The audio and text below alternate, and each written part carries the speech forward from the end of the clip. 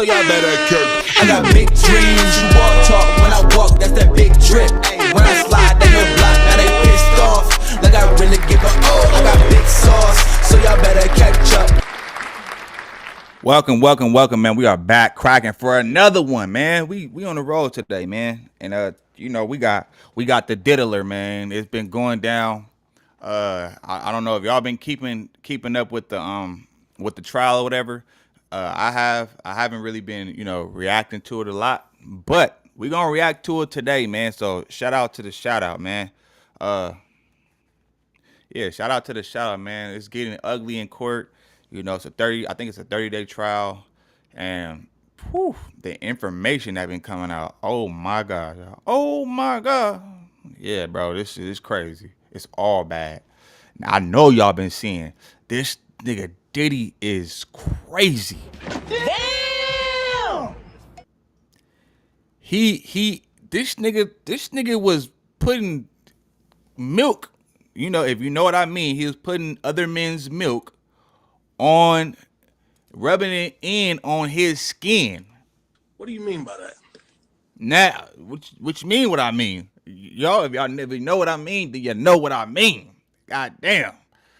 Man, this shit crazy. So we finna go ahead and get into it because, it's been a lot going on with this case. A lot of bombs been dropping. But we're gonna go ahead and get into the content. Make sure y'all like this video and sub that sub, man. Stop playing with your boy. We on the road to 3,000 subs, man. Shout out to y'all because we reached the first goal, which was getting to 2K subs, man. So I appreciate y'all. Y'all been tapping in with your boy. Let's go.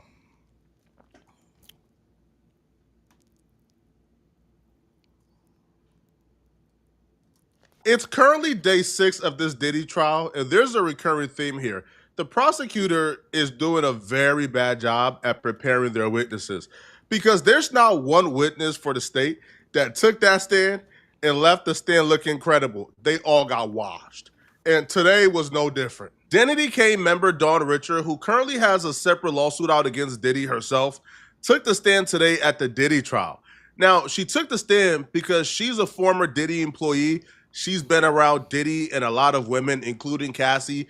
And according to her, she witnessed a lot of things, even though those things will be called in dispute on the stand. Dawn Richards met with the feds on 8 separate occasions. She told them folks everything they wanted to know, man. She painted Diddy as the second thing closest to Satan when she met with the feds, bro. Told him everything. Now, if she just reliving her experience, she has every right to do so. But when she took the stand to relive her experience, she got caught up in a lot of inconsistency, and it didn't show up well for her in court today. But Don Richard. Richard. Richard.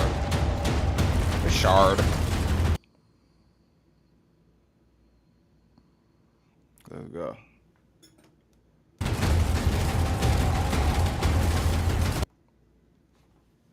She testified about the Cassie Skillet incident with Diddy.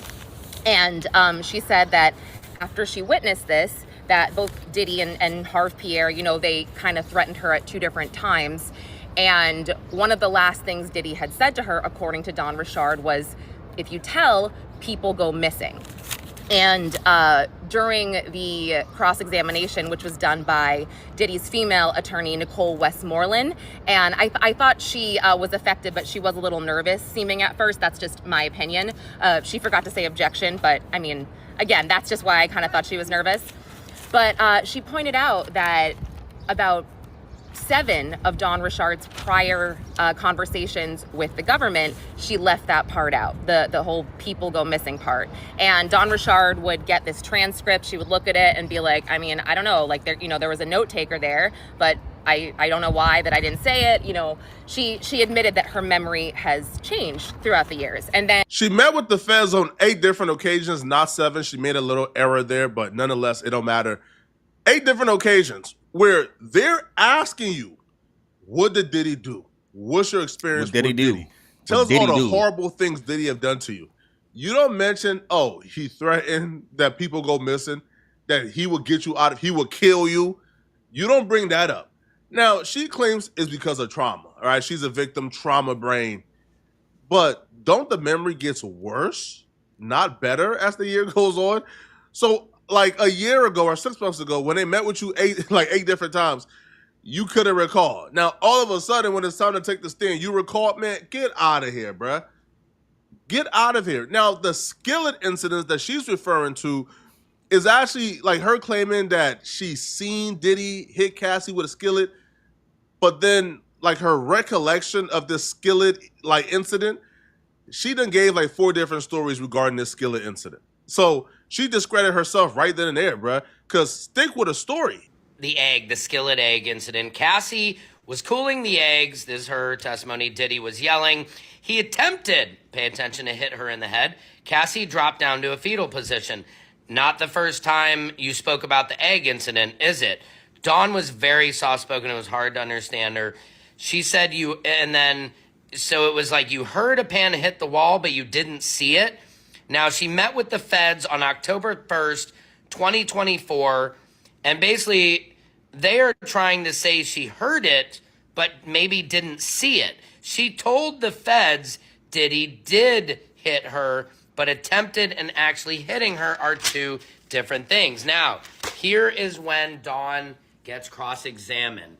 Now, Miss Westmoreland, the Bulldog, tell the jury the truth. You gave 2 different stories, hitting and throwing a frying pan. 2 different things.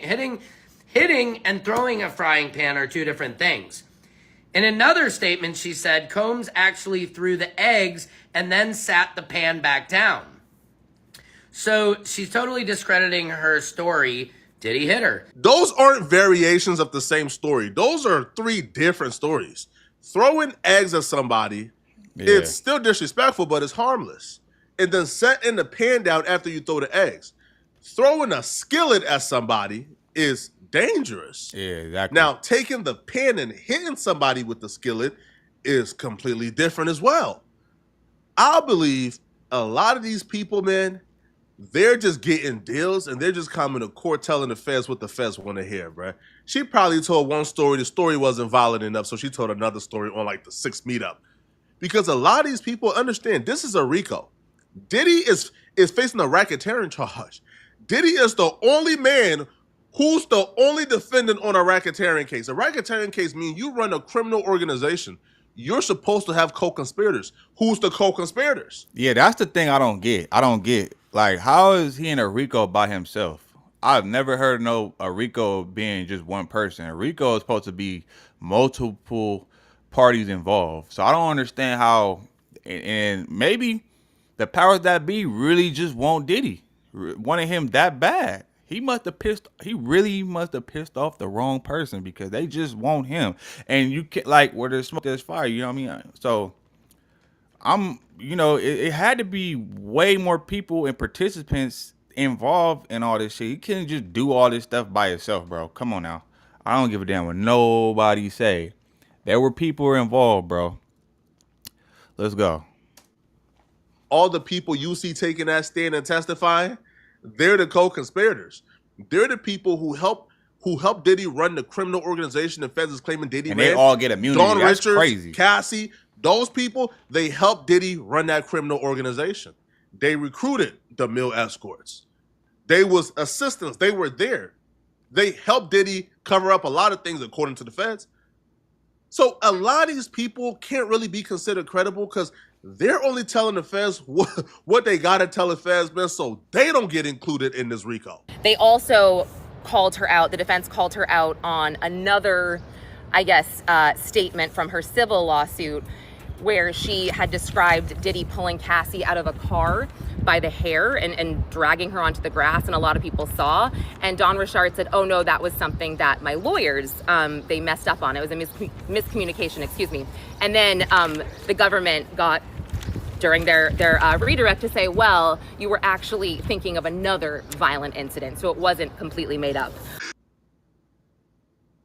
Now that I use Monday service, AI makes solving tickets. I don't understand how this nigga Diddy was even just beating on her like that and pulling her hair, slapping her around. Like, damn.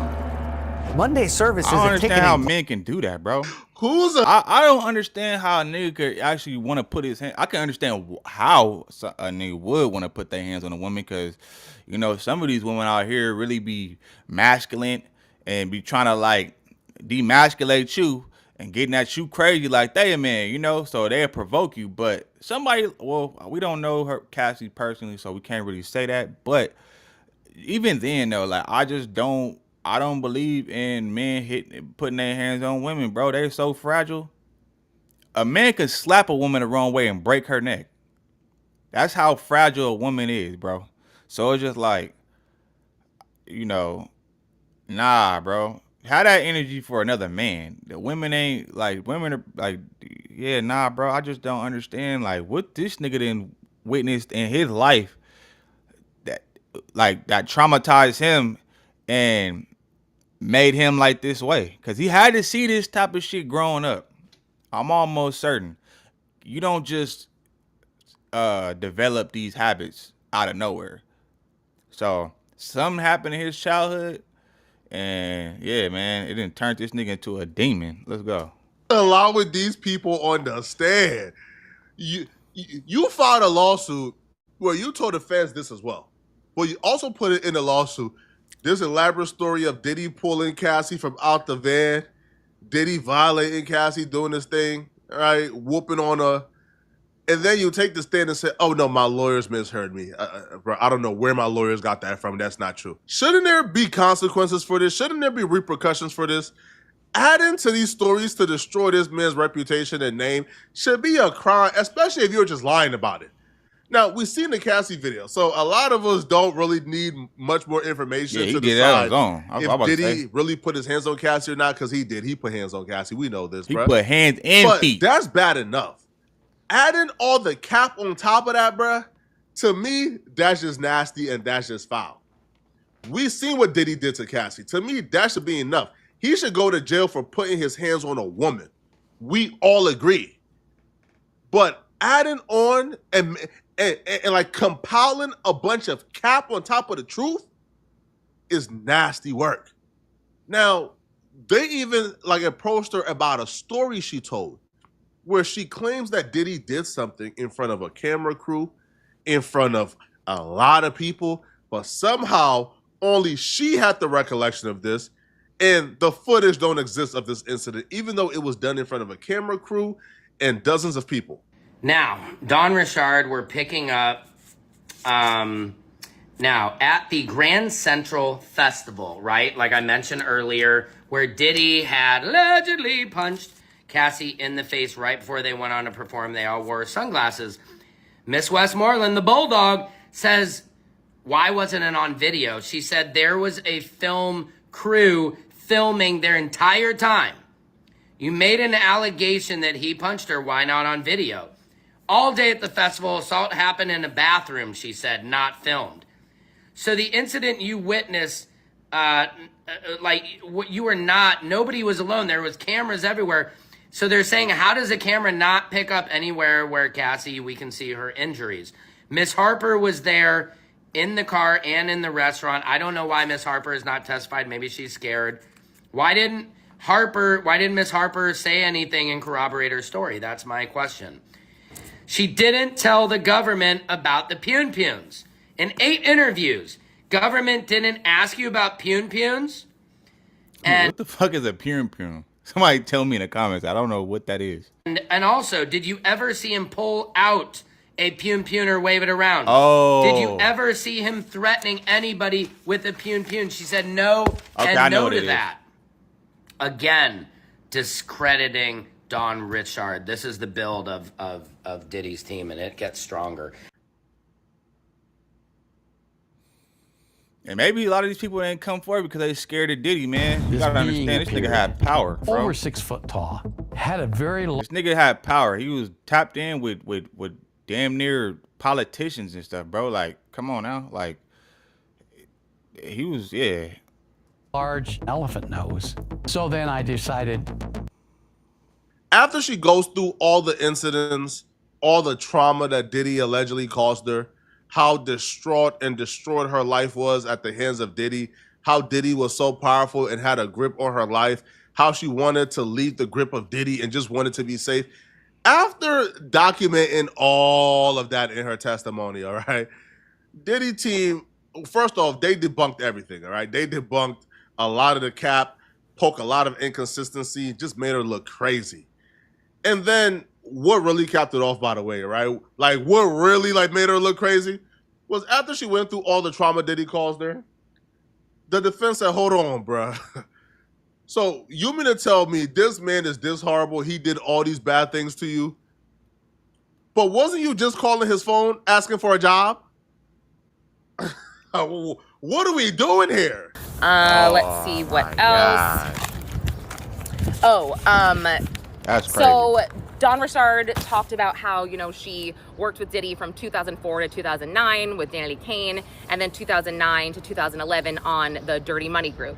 And she left in 2011, and she described, Diddy would call her on FaceTime sometimes to check in, and Dawn said, the best thing to do to kind of, keep him at arm's length or keep him happy was just be nice and polite and cordial. Well, the defense kind of got up there and said, well, didn't you call him and try to work with him after that? And she, at that point was forced to say yes. And so she did, I guess, reach out and initiate communication several times first. And then the government, when they did their redirect, they got it out of her that she only reached out to him because of Kalena Harper, essentially, and Kalena wanted her to. And then it got a little spicy with Nicole Westmoreland and Dawn Richard at one point. Sorry, my papers. Because she said something like, you were very successful when you were with Sean Combs, Danny Kane, Dirty Money, and talking about how she sold all these albums.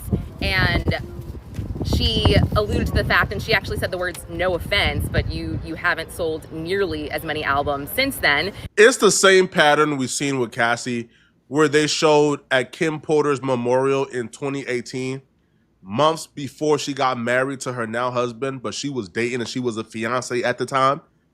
She was texting Diddy saying, yo, my life is incomplete without you. I love you. I just don't want to be one of your many girlfriends. She was still hooking up with Diddy after getting engaged with her fiance. So it's the same thing with Dawn.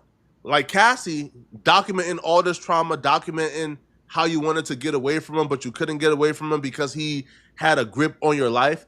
But then when you got away, you got your fiance, you were still texting him talking about my life is incomplete without you and sleeping with him and cheating on your fiance with Diddy. Same thing with Dawn. Nasty work.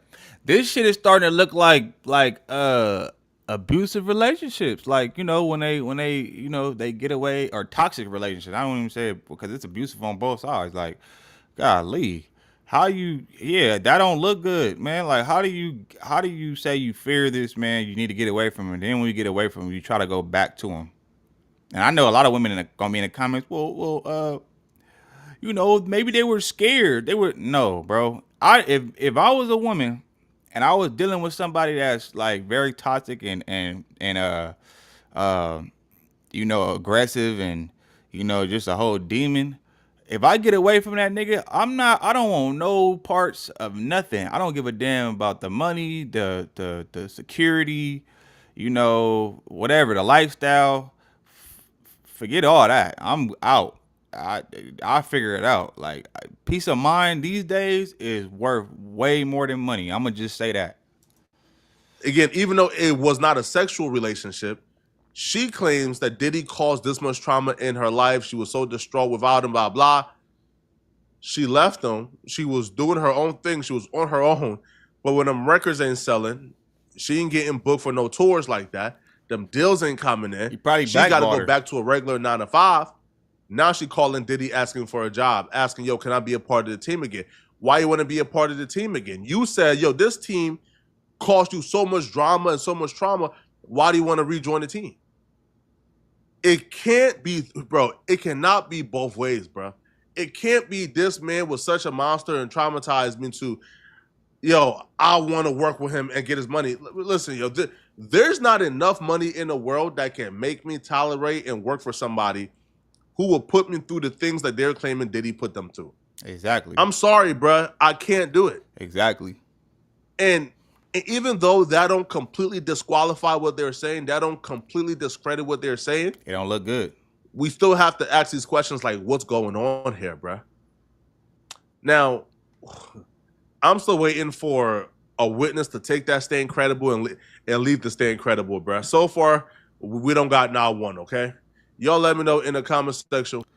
Yeah, man, that's crazy. So y'all let me know what y'all think about that, man, because this is crazy. Now, even without Don Richard testifying or whatever the case is, I mean, a lot of the stuff that they're saying is believable. It doesn't negate the fact that we've seen literally, and we were told about this. We were told about Cassie getting beat, and then, I mean, you can't really say that about Cassie at the same time, though, because the nigga did beat her ass. I mean, it was on camera, so, you know, it's not hard to believe a lot of the other rumors and allegations.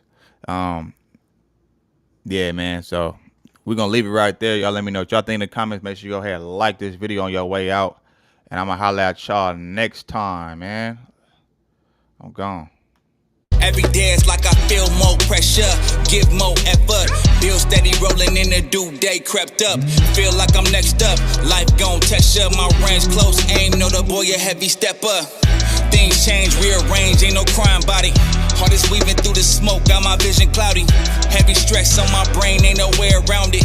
Navy SEAL when I flow, no you can't drown me. No brakes, all gas.